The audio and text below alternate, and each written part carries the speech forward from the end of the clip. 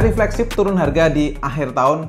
Ya, mungkin smartphone ini tuh cocok banget buat kamu jadiin rekomendasi. Ya, karena ketika rilis kemarin pakai SoC Snapdragon 8 Gen 3, harga di perilisannya 11 jutaan dan sekarang sudah 6 bulan berlalu turun di 7 jutaan. Oke, mungkin dari judulnya aja teman-teman sudah tahu ya apa smartphone tersebut. Dan biar nggak makin penasaran seberapa worth to buy-nya smartphone ini, kami juga akan sedikit compare dengan Snapdragon 8 Elite yang baru aja rilis di bulan Desember ini. Oke, saya Koko, ini dia Asus Zenfone 11 Ultra.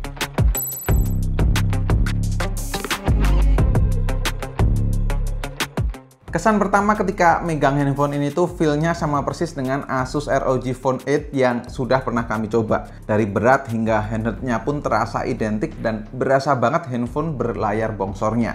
Ya, bedanya jelas dari segi tampilan desain yang terlihat lebih elegan dan kalem di seri ini. Serta tentu saja tidak ada tombol gaming air trigger yang sudah jadi ciri khas dari handphone gaming ROG series. Pada bagian layarnya pun saya setuju ini kalau handphone ini pakai desain layar punch hole, nggak kayak handphone gaming yang malah ikutan pakai desain layar kayak gini juga. Kualitas layarnya juga tetap sama bagusnya dan memang lega banget kalau untuk kebutuhan multimedia hingga untuk kinerja yang berat seperti bermain game. Layar 6,78 inch LTPO AMOLED sudahlah ya, sudah jelas kelas flagship. 144 Hz refresh rate pasti nyaman banget scrollingnya. SDR10, brightness 1600 nits, mau nonton konten apapun ya dihajar.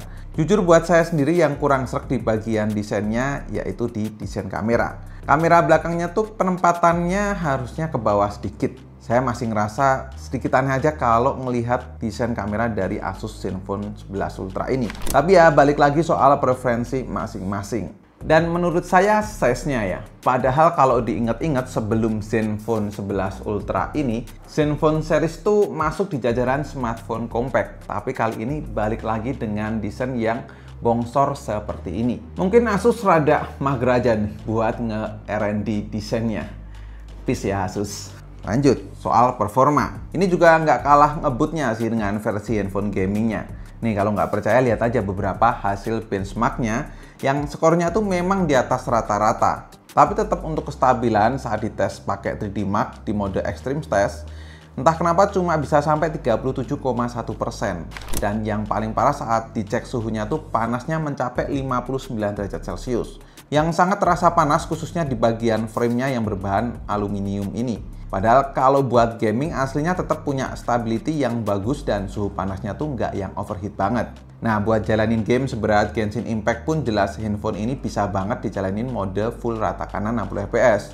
Untuk gameplaynya pun juga mulus dengan hanya sedikit frame drop saat full efek animasinya ditampilkan. Setelah kita komparasi kestabilan FPS-nya pakai PerfDock pun ternyata performanya dengan Snapdragon 8 Elite di iQOO 13 nggak terlalu jauh bedanya. Sehingga memang untuk kinerja yang berat aslinya masih sangat bisa diandalkan. Selama 30 menit bermain, baterainya berkurang sebanyak 12% dengan kenaikan suhu panas maksimal di 44 derajat Celcius. Buat mainin game MOBA sekelas MLBB, saya tes pakai settingan rata kanan dengan FPS di mode Ultra. Meskipun memang nggak bisa dapetin full sepenuhnya di 120 fps, namun dengan rata-rata di atas 110 fps saja ini game udah kerasa smooth banget. Apalagi untuk full efek animasi 3D-nya bisa ditampilkan dengan maksimal dan tanpa ada masalah yang berarti. Ingat kan kalau yang ROG Phone 8 kemarin tuh jadi official smartphone-nya di M6 loh. Nah, overall sih buat jalanin game MOBA bagi handphone ini sih paling cuma terasa geli-geli aja. Saya tes bermain selama 30 menit, baterainya berkurang sebanyak 8% dengan kenaikan suhu panas maksimal di 42 derajat Celcius. Sedangkan kalau buat main game PUBG Mobile, sayangnya belum bisa tuh unlock settingan di 120 fps. Jadi rasanya juga masih sama kayak Asus ROG Phone 8 yang pernah kami coba. Yang memang beneran terasa smooth dan nyaris nggak kerasa tuh lag sama sekali. Sensor gyro jelas gak delay dan touchscreen-nya juga sangat responsif. Pokoknya enak banget nih kalau main game kompetitif kayak gini pakai handphone ini. Dan setelah dites selama 30 menit, baterainya berkurang sebanyak 10% dengan kenaikan suhu panas di maksimal 43 derajat Celcius. Buat jalanin game emulator PS2 sekelas God of War 2 juga aman nih. Bahkan saya coba naikin upscale grafisnya ke 2 kali pun masih nggak berasa. Mainin game nostalgia gini jadi lebih menarik berkat FPS yang lebih smooth dan tentunya kualitas grafis yang lebih manjain mata. Apalagi handphone ini juga punya fitur Smart Bypass Charging yang tentunya aman nih buat dicas sambil dipakai buat main game kayak gini.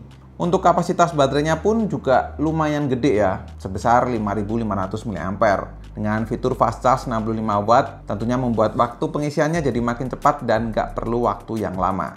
Kami tes di PC Mark bisa dapat screen on time-nya mencapai 12 jam 34 menit, yang tergolong awet dan tentunya bakal aman nih untuk dipakai seharian. UI-nya sendiri, Asus Zenfone 11 Ultra ini punya dua pilihan interface yang bisa digonta-ganti sesuai selera. Ada tampilan stok Android dan Asus Optimize yang tentunya lebih direkomendasikan untuk pengalaman yang lebih maksimal. Intinya sih performanya jelas oke banget kalau misalkan teman-teman pakai smartphone ini untuk 2 tahun ke depan. Gak akan rugi lah kalau misalkan teman-teman beli di akhir tahun ini. Setelah bahas performa, lanjut ke kameranya. Ya, handphone ini punya kamera utama sebesar 50 megapiksel yang didukung oleh OIS. Terus lensa ultrawide 13 megapiksel dan lensa telenya 32 megapiksel yang support 3 kali optical zoom. Untuk perekaman videonya pun bisa merekam hingga 8K di 24 fps. Sedangkan untuk kamera depan ada kamera sebesar 32 megapiksel dan hanya bisa merekam di mode 1080p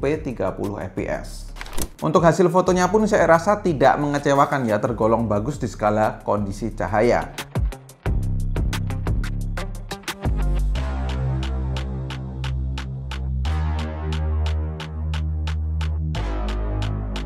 Palingan cuma di mode ultrawide-nya saja yang penurunan detailnya cukup terasa dibandingkan kamera utamanya. Nih coba lihat sendiri deh hasil beberapa jepretan dan videonya.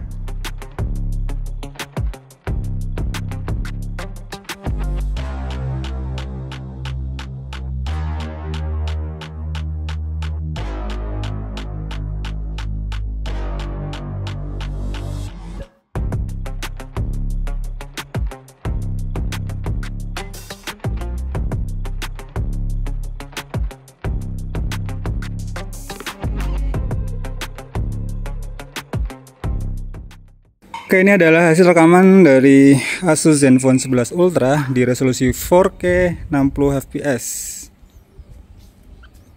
Gila, detailnya bagus banget. Pergantian fokusnya juga cepet ya. Ini 4K, harusnya di zoom pun tetap bagus ya.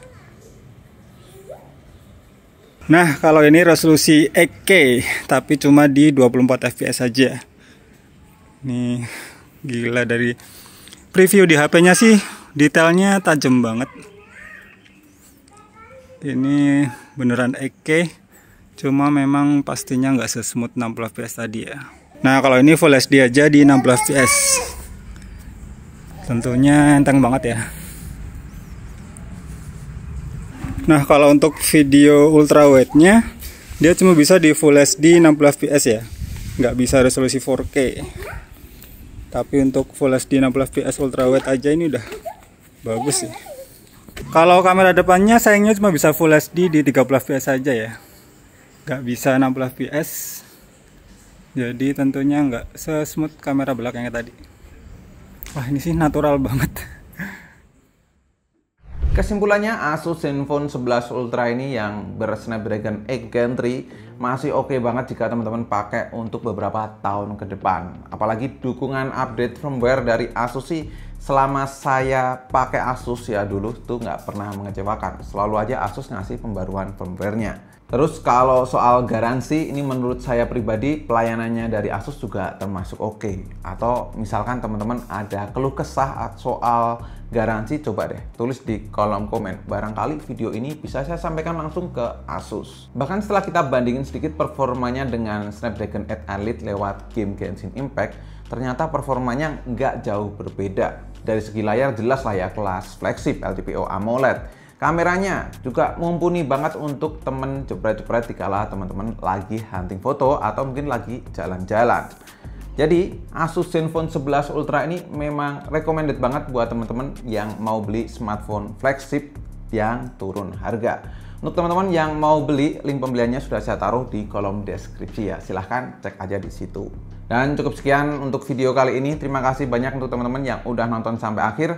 Koko undur diri dan kita ketemu lagi di 2025. Sehat selalu buat teman-teman yang ada di sana. Bye-bye.